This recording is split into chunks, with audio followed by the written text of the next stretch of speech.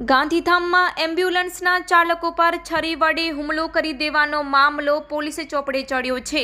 આ મામલે વધુમાં મળતી વિગતો અનુસાર ગાંધીધામમાં આવેલ ભારતનગર વિસ્તારમાં ખાનગી હોસ્પિટલના ગેટ પાસે કાર હટાવવા મુદ્દે એક શખ્સે એમ્બ્યુલન્સના ચાલક ઉપર છરી વડે હુમલો કરી દીધો હતો। ગત તારીખ 30 જુલાઈના રોજ ગાંધીધામમાં રહેનાર ધર્મેન્દ્ર કાનજી ચૌહાણ એમ્બ્યુલન્સ ચલાવતો હોવાથી તેણે પોતાની એમ્બ્યુલન્સ શહેરની સ્ટર્લિંગ હોસ્પિટલના ગેટ નજીક પાર્ક કરી હતી।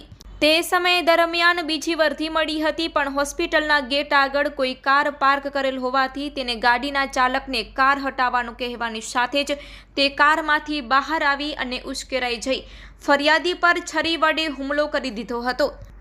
બનાવને પગલે રાડારાડ થતાં અનેક લોકો એકઠા થઈ ગયા હતા અને ફરિયાદીને છોડાવ્યો હતો।